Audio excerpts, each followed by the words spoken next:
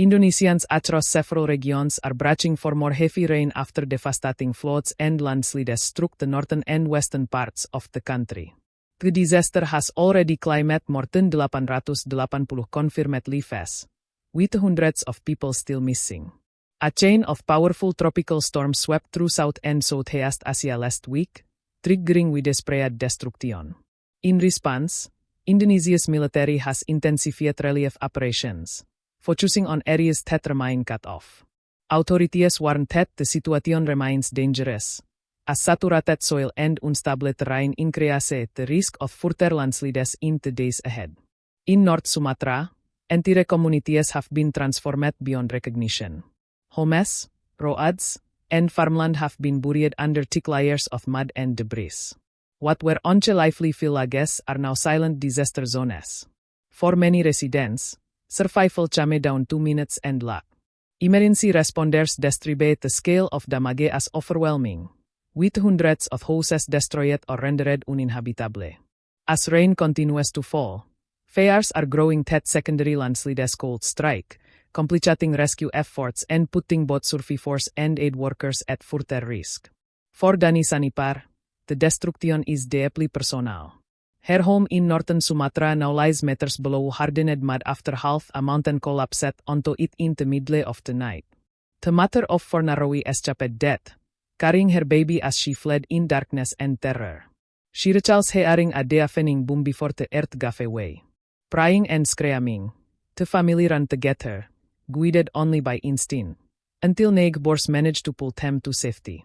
The landslides and floods hit Sumatra more than a week ago, but help was slow to arrive in some of the most remote areas. Dania's village remained unreachable for 4 days because all access roads were washed away.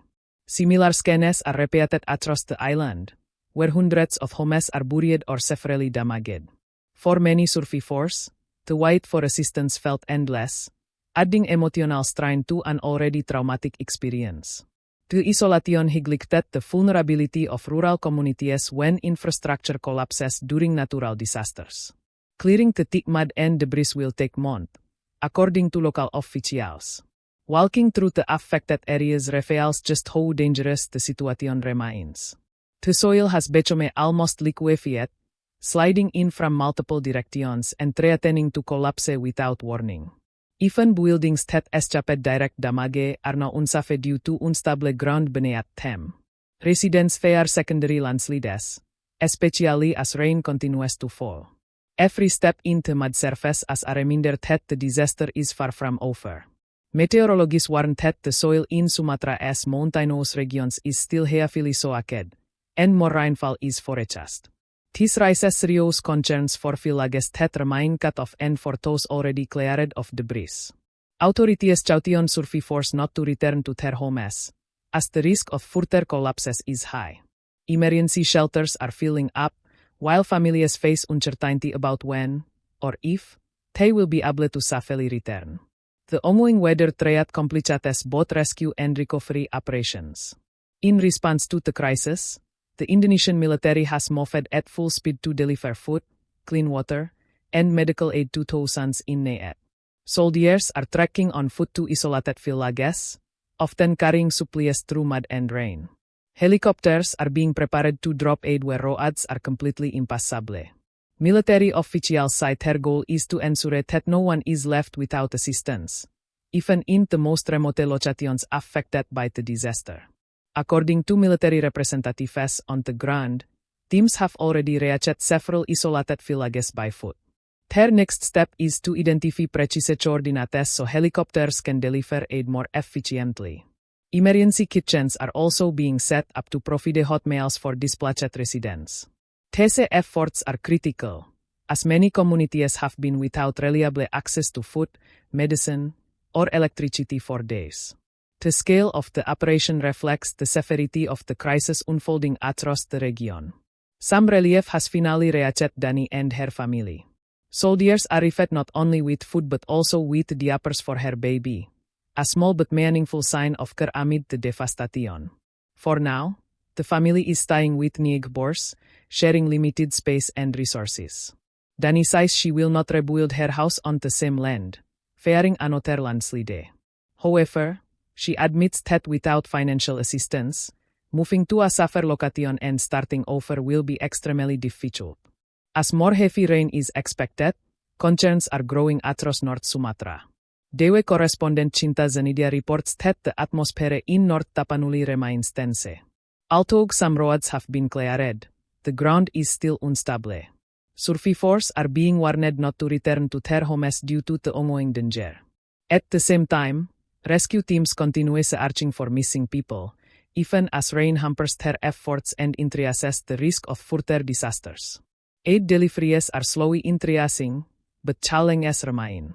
Cinta Zanida describes scenes of people lining up at the drop-off points, many of whom have walked for hours from isolated villages.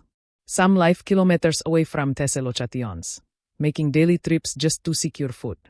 Rescuers say clearing access routes has been difficult, as heavy machinery struggles in muddy conditions and roads remain blocked. Despite these obstacles, these paths are often the only liveliness for affected communities. Many villagers express growing desperation as supplies remain limited. While aid is arriving, it is not always reaching those most in need quickly enough. In some areas, electricity has yet to be restored, adding to the hardship.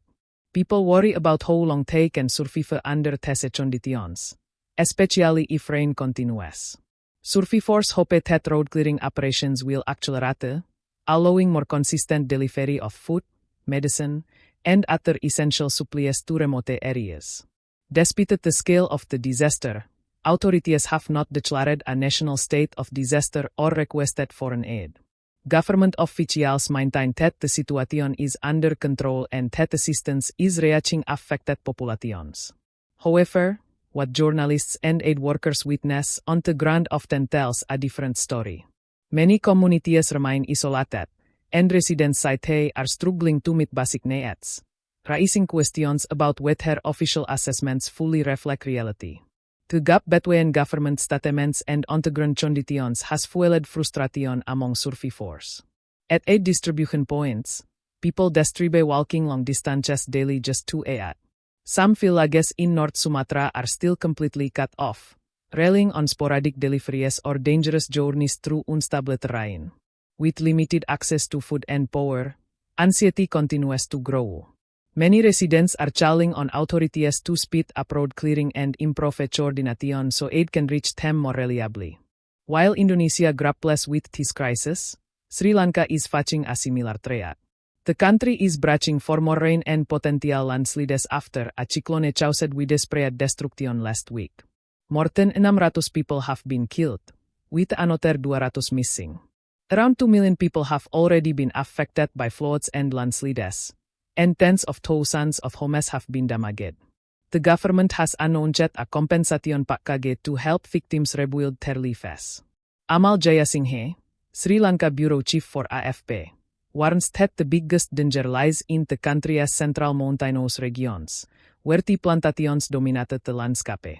The northeast monsoon is expected to intensify, bringing heavy rain. While cleanup efforts are underway, many residents fear fresh flooding. Roads in the capital, Colombo, were recently underwater, highlighting how widespread the impact could become if rains continue. Sri Lankan authorities say the rescue phase is largely over and that efforts have shifted to recovery. The military has been deployed in large numbers to clear debris, reopen roads, and restore access to affected areas. While many roads have been cleared, muddy terrain and fallen trees still pose challenges. Relief operations rely heavily on helicopters and heavy vehicles, which struggle in worsening weather conditions, slowing the delivery of aid. The Sri Lankan government has announced what it describes as the most generous compensation package ever offered to disaster victims. However, questions remain about whether the country can afford it.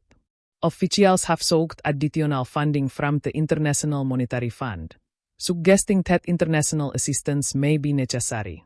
While initial treaties focused on inadequate warnings, authorities argue that alerts were issued but not fully heeded. As both Indonesia and Sri Lanka face ongoing threats, the region remains on high alert.